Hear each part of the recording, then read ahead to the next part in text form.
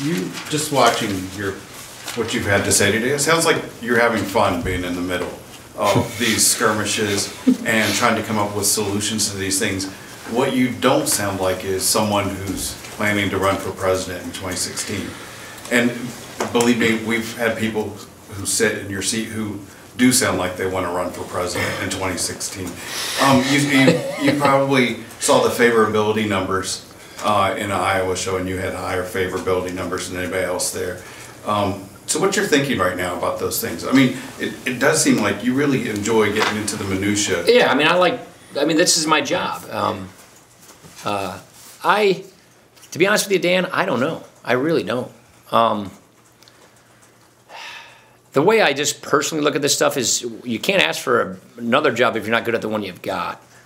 And if I just cloud my judgment continuously with how does this help me in Iowa or in New Hampshire in 2016, that's not right. I mean, I honestly just don't feel good about that. Meaning, if I let those concerns dominate my thinking, then I shouldn't be, doing this. So, but you have to be. There's sort of a moral and ethical side to that decision making, and so, I'm just not going to let that stuff cloud my judgment. I've been basically made the decision. Get through this session. I've got important work to do.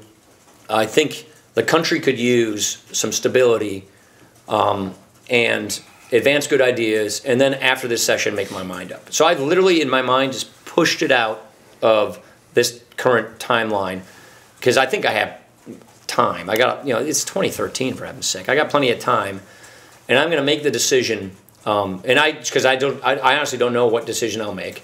I'm going to make that decision later on. And in the meantime, just do my job and not worry about how it's going to affect that stuff. So you're not going to start hiring staff? I mean, the Washington Post story was pointing out that you aren't taking steps that other people are doing. You're not working on a memoir? Well, I mean, I am writing a book, but it's more of a policy book about upward mobility and things like that. I've never really liked having a lot of political people around me. I prefer having policy people around me. It's just kind of the way I'm wired. So, I do have staff, and I've got friends who are political advisors, but I don't bulk up on that. It's just kind of my style. The elections you're talking the most about today are the Senate races next year. Yeah. What are the chances you think that the Republicans will be able to take the? I think we got a really good chance. Yeah, I think we got a very good chance of taking the Senate. Which seats do you see as being very vulnerable? I mean, I don't spend a lot of my time focusing on the minutia of that, but I think Louisiana, North Carolina, Montana, Kevin help me. What else? Nebraska. What's that? Nebraska. Yeah, Nebraska. Yeah, so we've got 6. Yeah, about 6. We have 6 real good pickup attempts. You didn't say about the favorability numbers in Iowa. Why is it, do you think, that you came up with the highest favorability ratings there? I don't know. I don't dwell on that stuff. What's that? Oh, I don't really dwell on that stuff. I spent a lot of time there in the campaign. That's probably why. I mean, I got to know people. I'm from Wisconsin, right next door. I've got some family ties there through my wife. Yeah, I spent a lot of time there in the campaign.